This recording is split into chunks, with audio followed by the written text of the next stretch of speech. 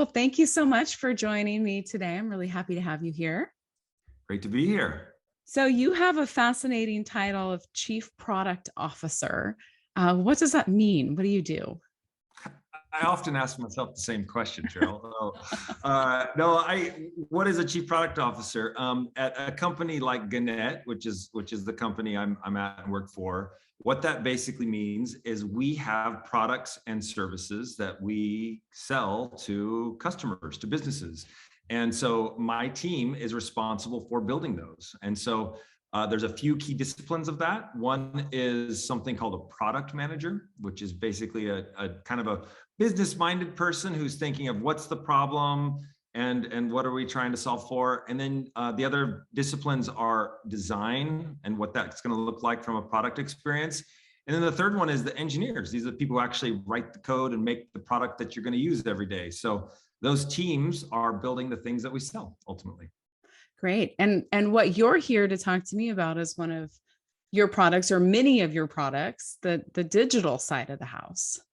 Yeah, absolutely. So one of the sets of products and things that we build are digital marketing solutions. And those are services that help local businesses, education, entities, whatever it may be, who want to ultimately market themselves online.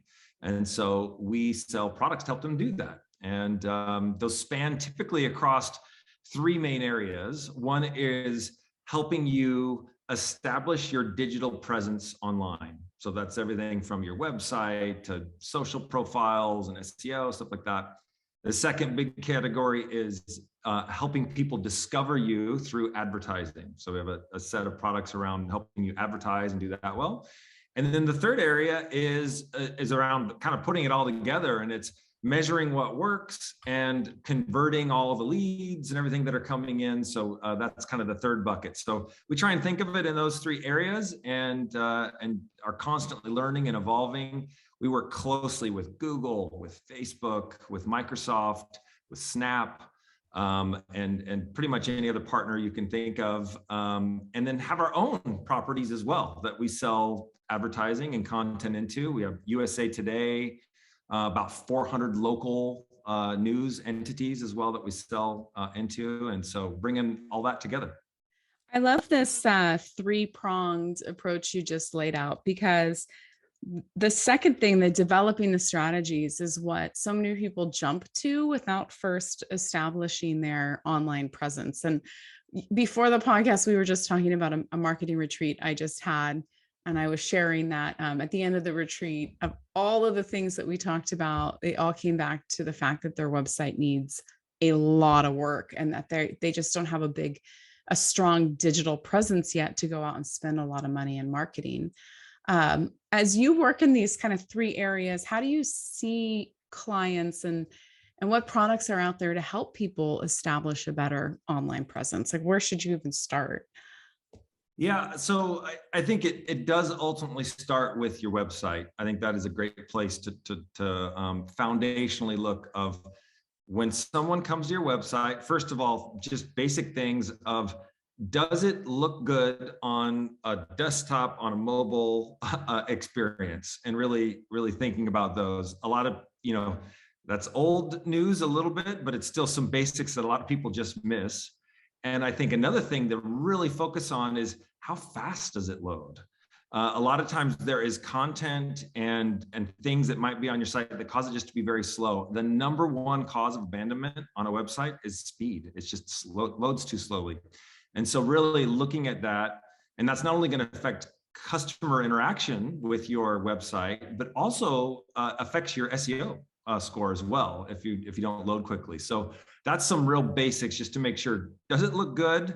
And do it yourself. Load it. Make sure you're looking on both, and do it regularly. Load it on your phone. Whether you build it yourself or have someone else do it for you, you should always be looking and using your own site so you can see for yourself, does it look the way you want it to?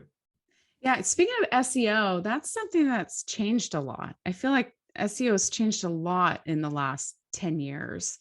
For people who don't really know what that even means, could you explain it, and then maybe talk to us about like how how it's metamorphosized and what's going on with it.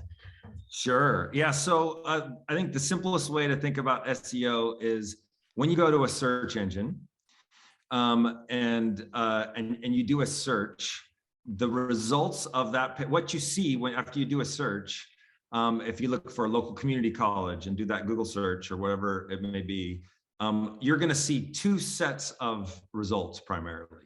One set is paid advertising, and that's typically referred to as PPC or SEM. PPC is pay-per-click, and SEM is search engine marketing. That's typically the paid portion where someone is bidding on an auction and paying to get in that position.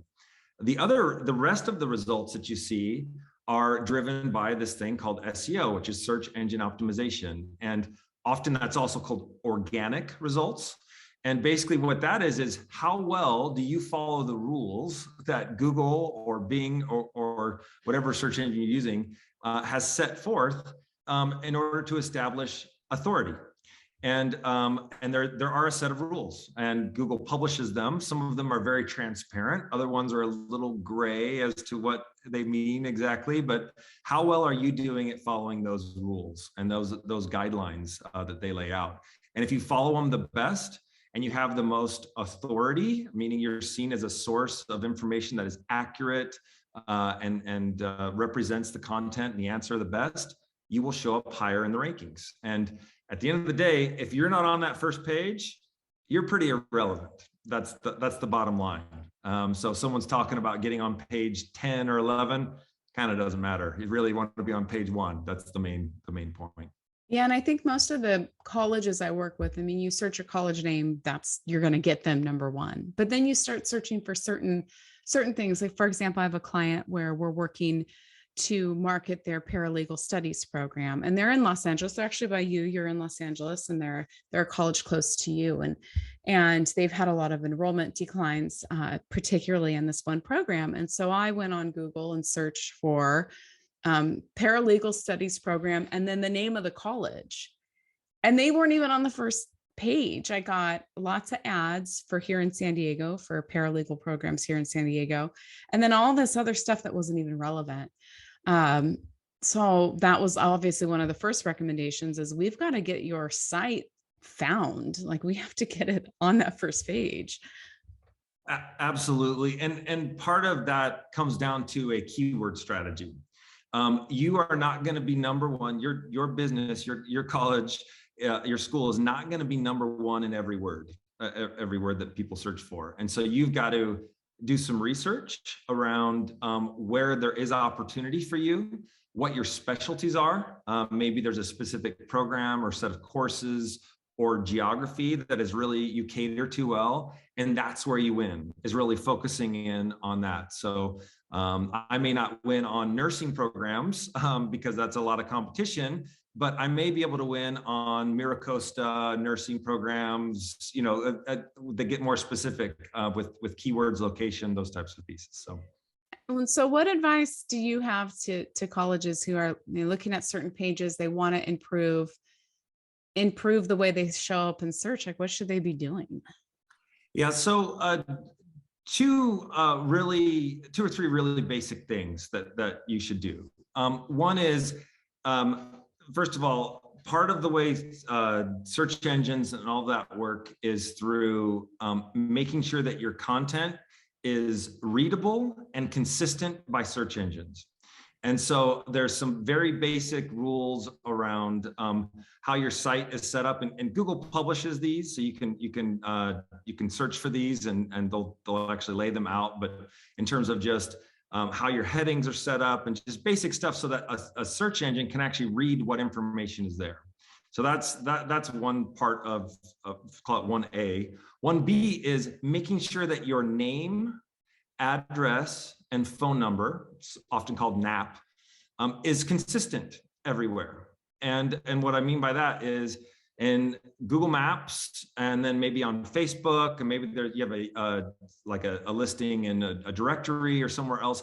If you're using different phone numbers, or your address is different, Google looks at that and says something fishy is going on, and it will rank you lower. So make sure all that stuff is consistent and it's correct. So that would be kind of one, is kind of getting your making sure that search engines can see you with some of that basic piece. The second of three things I would say is there's this acronym EAT, okay? And it stands for expertise, authority, and trustworthiness. And so make sure that the content that you're creating follows those elements, that it is indeed has some sort of expert, unique angle, it's authoritative, and it's trustworthy. And you can do that in a few different ways. One is the quality of the content, of course, and also the way you're linking to or get linked to by other websites that might be talking about these topics. And then the third element, I would say, is the freshness side of things. Google is always, what have you done for me lately?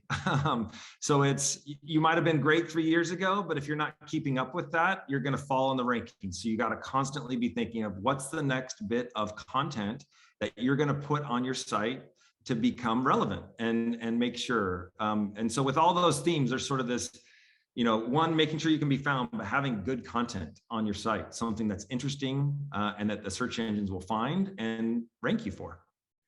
Oh, that's such great advice. And I love the acronym EAT, which I have not eaten lunch because I've been in meetings all day. It's like, oh, he's telling me to eat. No. But freshness. Wow, that I didn't know that. And that's so important, particularly when you have a college site with like 5,000 pages. It's really hard to keep things up to date. And a lot of colleges decentralize control of their sites. So this is a great nugget. I think people can go back and tell their departments, hey, you want to be found by Google, you need to keep your site fresh. You need to get on there and do the work. Like Google's not just going to put you up there because you want to be there. Absolutely. And one thing I didn't mention, and that's a really key element of that freshness and the EAT acronym there, is not having duplicate content. And so if you are part of a larger network, for example, and maybe one of the other schools wrote an article and you're just copying it and reposting on your site, you'll actually get penalized for that. So you want to make sure that whatever you're doing is unique. And if it's not unique, you can link into an overarching sort of, governing body or something that you've got that you're all kind of feeding into. That's fine, but don't just copy paste content on multiple sites. It'll hurt you if you do that. Don't plagiarize. Yes. Yeah, you fail classes for that. Yeah. You'll fail the internet for it too.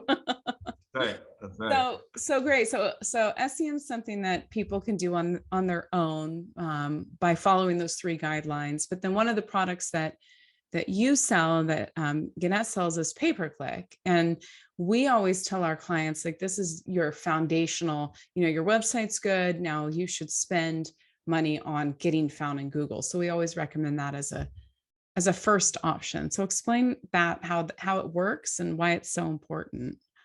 Yeah. So first of all, there are many different types of advertising online. And exactly as you just said, one of the most effective forms of advertising, specifically for the goal of generating a lead or someone who might want to sign up for a course or education, is paid search advertising, PPC, pay-per-click advertising, or SEM, search engine marketing. These are all terms that are sort of intermingled and used, and depending on how snobby different people are, they might, kind of pick apart those, but they're kind of speaking to the same thing. So setting that up, there's a few things to note. One is Google is not the only place people search. And so that would be sort of mistake number one, is don't do just Google. Do more than that. Think of it as a holistic approach of where are people searching. And that's important because for your particular market, geography, product specialty, whatever, there might be niche audiences that are in other places. And so you want to be mindful of them. But also sometimes where everybody is can also be where it's the most expensive. So there might be cheaper, at least limited cheaper inventory you can buy in other places. So you want to have just this holistic approach. That'd be number one, is think holistically. The second one is when, in terms of what's going to happen, you need to be thinking about, you got to set this thing up to work correctly. And so there's a few key elements that are really just core and basic to understand, and I'll mention a couple of them. So one is there's this idea of a campaign. And a campaign is basically, it's a set of activity you're going to run that is going to help you achieve something. So you should start off saying, I have a goal, and that goal might be, I want to get fall registration signups. Great, that's awesome. That could be your campaign that you're going to set up and run. And then there's some other elements in it, and we'll go too deep into these, but just to kind of give you a little flavor. So something called ad groups, and so this is really around how do you set up the different literal ads that are going to run in your campaign, and how do you verify which ones are going to work better than others, because you want to be trying and testing different things. You have keyword selection, and this is really important. I was talking about this before, of you're not going to win at every single word, and it might be really expensive, but you might find niche words which are actually very targeted to a customer who has very high intent of converting. And those are the nuggets of gold you want to go after, because they're going to be cheaper and they're going to convert better because they're very specific to someone looking in your area for what you offer. So that keyword selection is important, and there's tools that we have and services we provide to help you in selecting those keywords.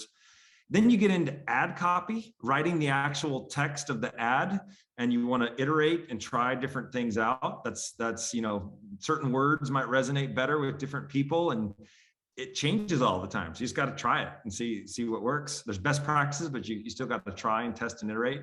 And then the last thing is there's these things called ad extensions, and ad extensions in search are, they might be things like being able to show an address in the ad, or being able to click directly into a link and land you exactly in that space.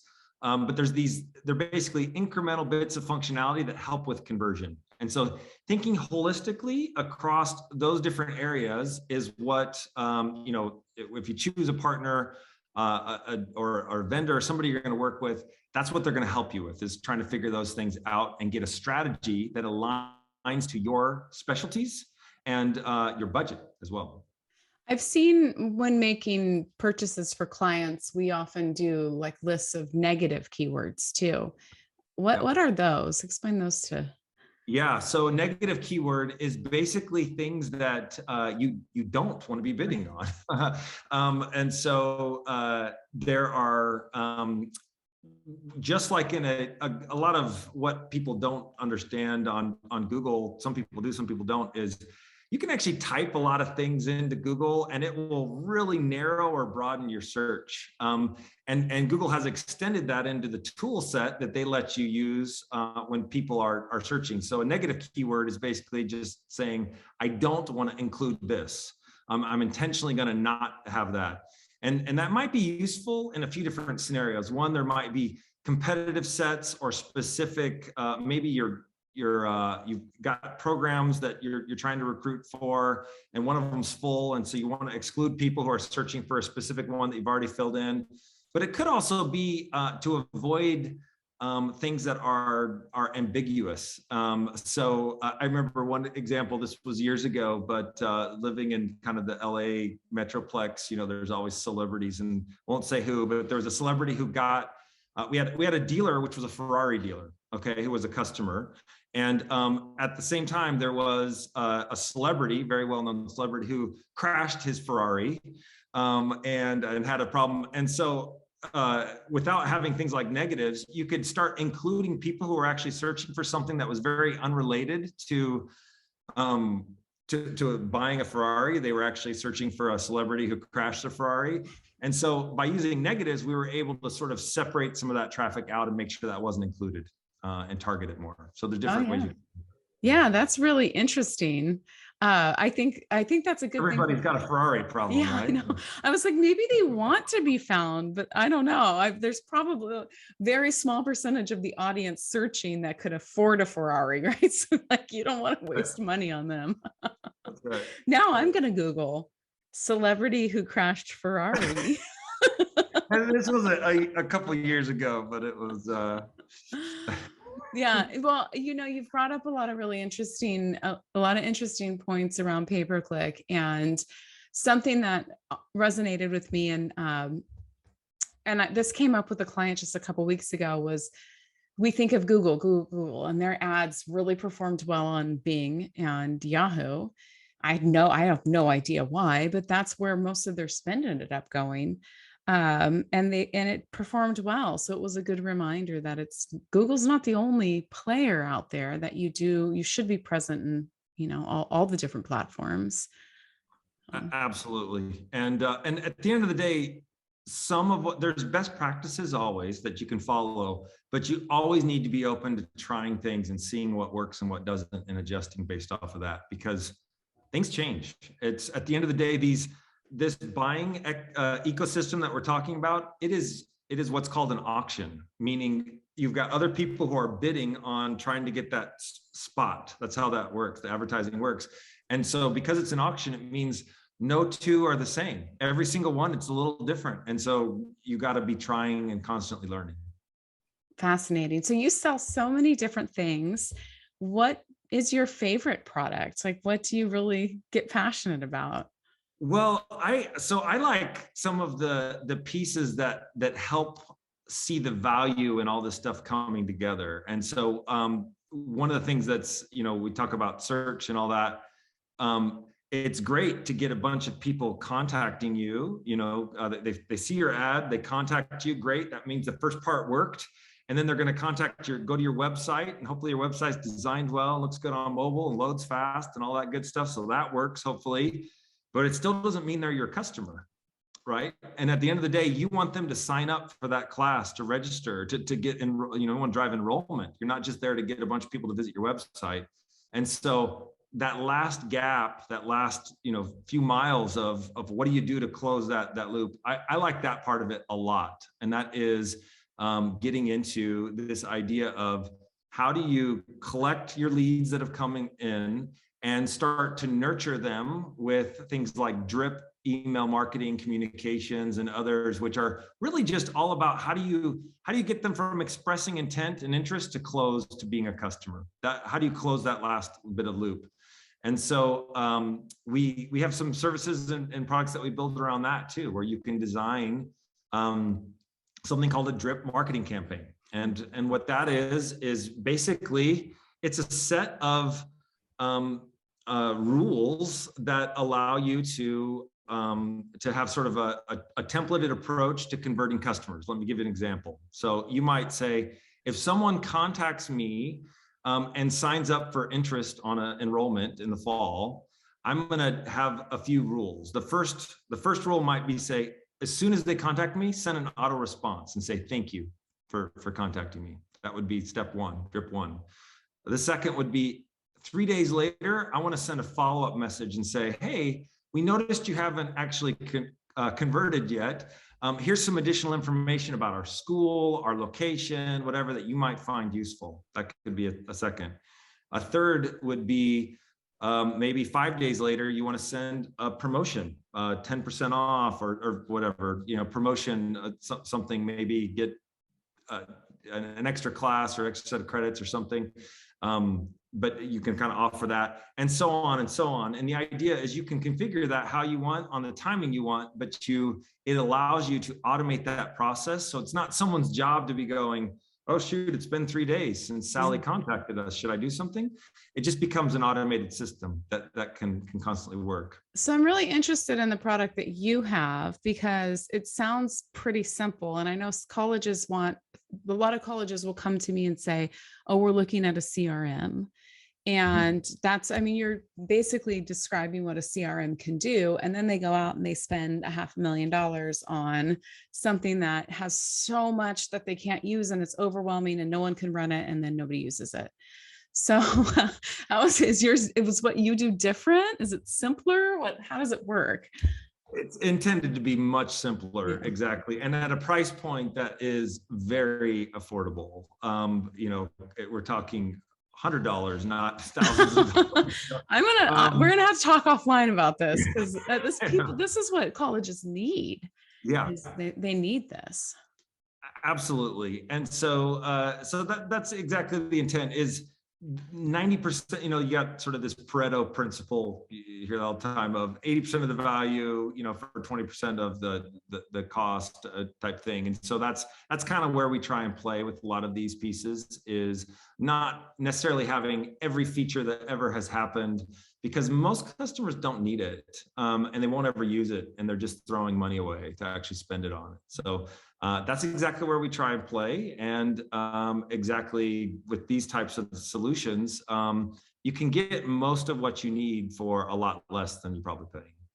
Yeah. Well, there's some really great salespeople out there too, right? Like you and me are a good salespeople, but there's some really good ones. And I've had clients that are like, gosh, we invested in the CRM, and now we don't have anyone to write the messages, and nobody can figure out how to use it. And you're like, oh, why did you do that? Good That's intentions gone wrong. that's totally, you're totally right. Yeah. And you opened a door for me, so if it's okay, can I say Yeah. one other thing that I love that is interesting? And it also kind of feeds a little into a trend that's happening right now, that's evolving in this space, and that is more and more. So there's this. I'll take a quick little tangent and then come back to the answer, if that's okay. Yeah. No, please. So the quick tangent is, there's this new trend going on around data privacy. And what's basically happening there is, there have been two major industry shifts that are affecting everyone in some way or another. The first was Apple came out and said there was this thing, it was called IDFA, which stands for Identity for Advertisers. And it was basically a way for an advertiser to know who you are through a key that was on your phone. An ID that was on your phone. And Apple said, we're not going to offer that anymore. So that suddenly created this huge blind spot of, who are these mobile people visiting our sites? We don't know, because Apple wiped it out. So that was one. And that actually happened a while ago, about 9 months ago, they removed that. The second big one, which is even bigger, is Apple already did it, which is this concept of third-party cookies. And so the idea there is, if you don't know what a cookie is, when you visit a website, what it does is it writes a little file, it's a little text file, it's called a cookie, and it basically puts some information in there about you. And what that allows it to do is, when you go to different sites, it can recognize who you are from that, reading that little file. It's not putting stuff like your credit card or anything, but it might be, saying, hey, you're a male, in your 40s, and you have looked at car websites or something like that. And so it would give some ID and some information. And then there was a lot of math behind that, where you had all these companies who were looking at all this cookie data, running math on it, and getting really specific about what kind of who people were and how to target them. So Google has announced that in Chrome, which is the most commonly used browser, they are going to be getting rid of the third-party cookie. And they originally said it was going to be in 2020, then it was 2021. Now it's 2023. They keep pushing it out. But that is creating this huge gap of what's going to happen when all that happens, of being able to understand how to market to and advertise to people.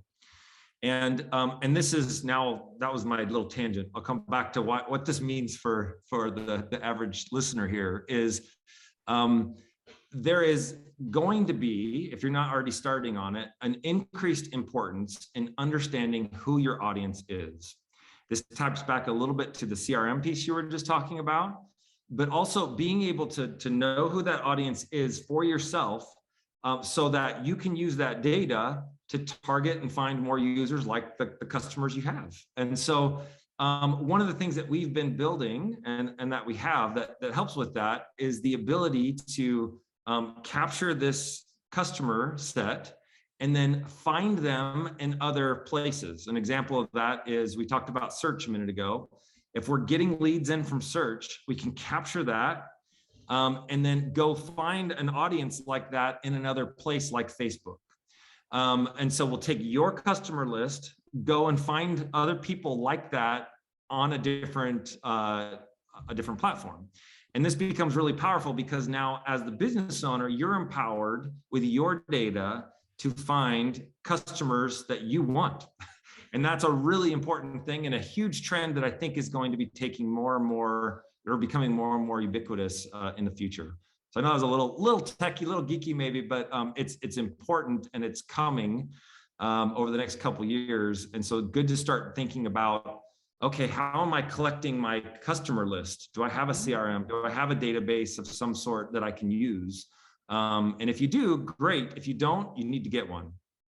Now, I have been asked more and more about privacy, and this is on everybody's mind. Like, is it going to make a huge impact to the way people market? And it sounds like you're saying, like, yeah, it is going to make an impact, and you have to be ready for it. Absolutely, absolutely. And it all comes down to, there's some terms that are used that are thrown out a little bit.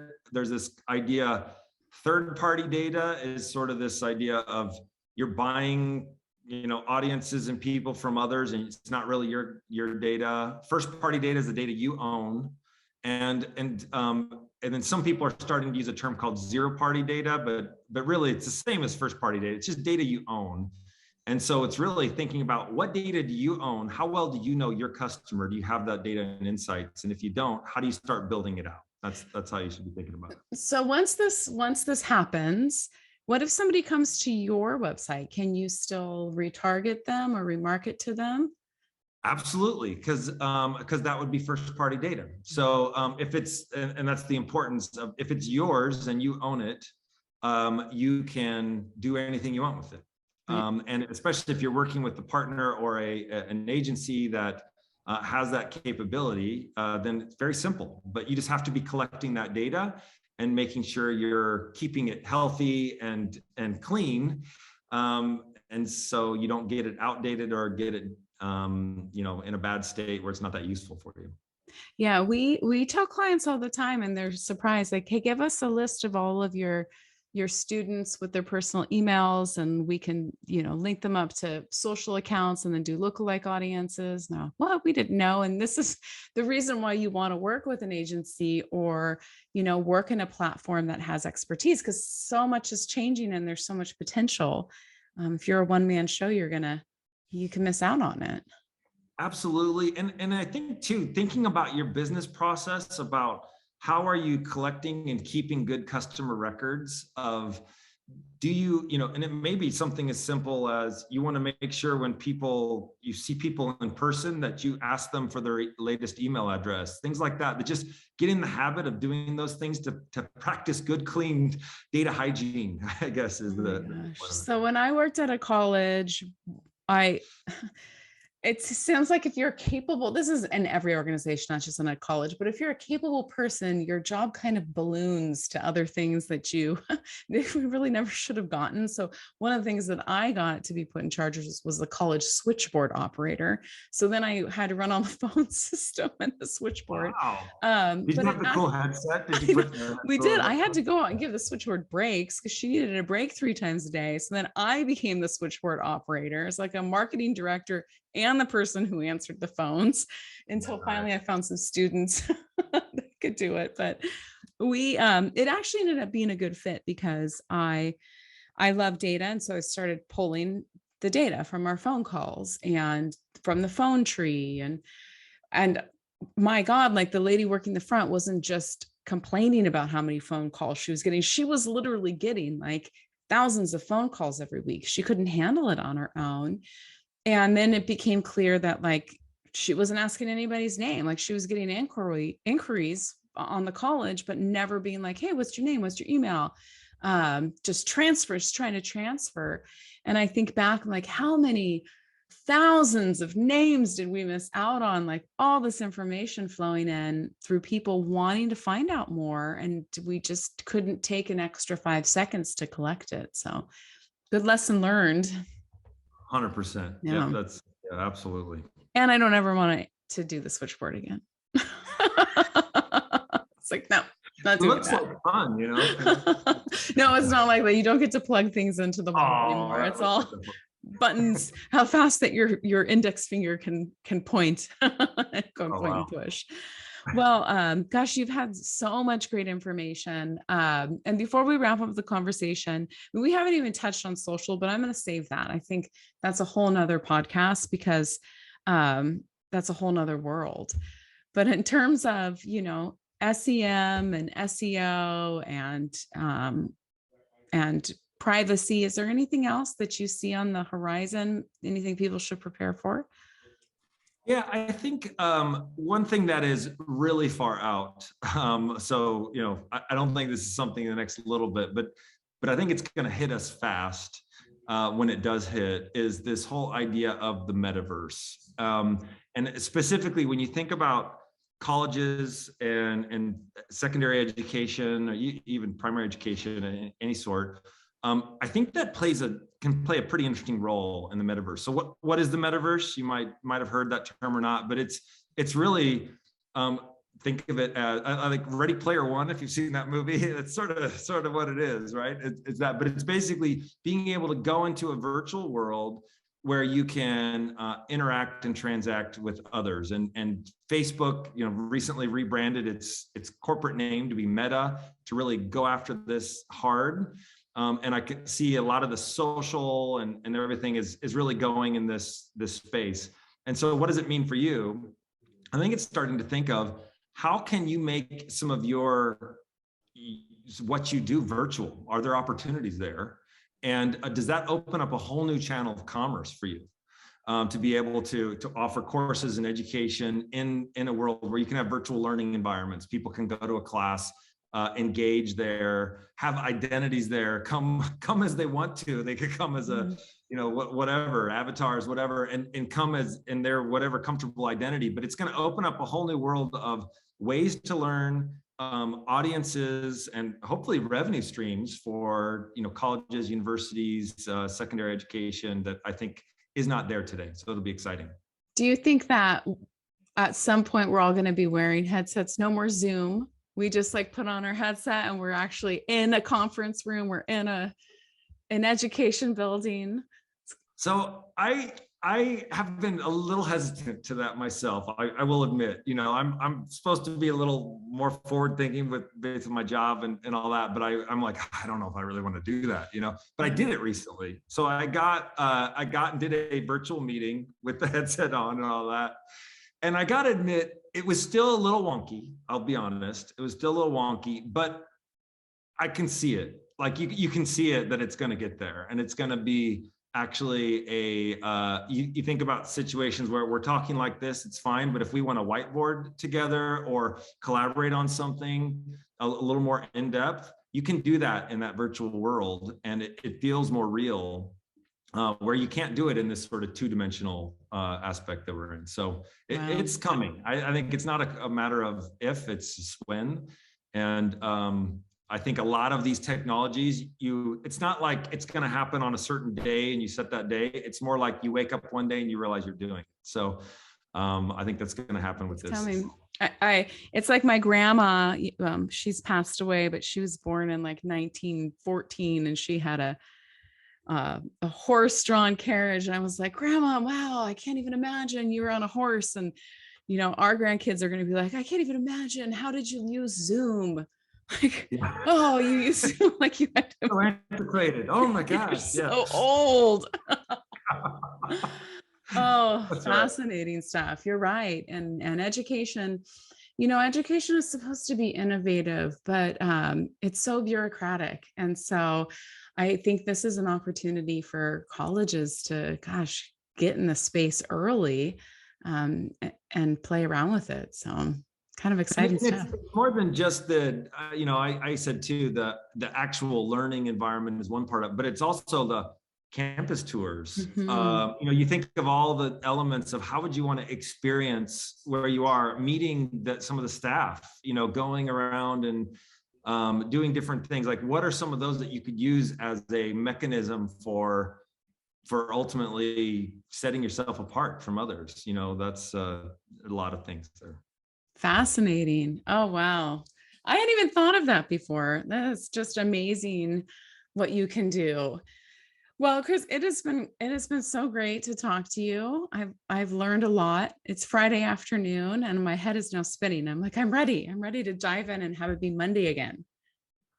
Awesome. No, it's been an absolute pleasure. This is a ton of fun, and really appreciate you inviting me on to be on here Well, today. thank you. And I'm gonna for sure have you back, and we'll have to dive into the world of social media. Sounds awesome. Thanks, Cheryl.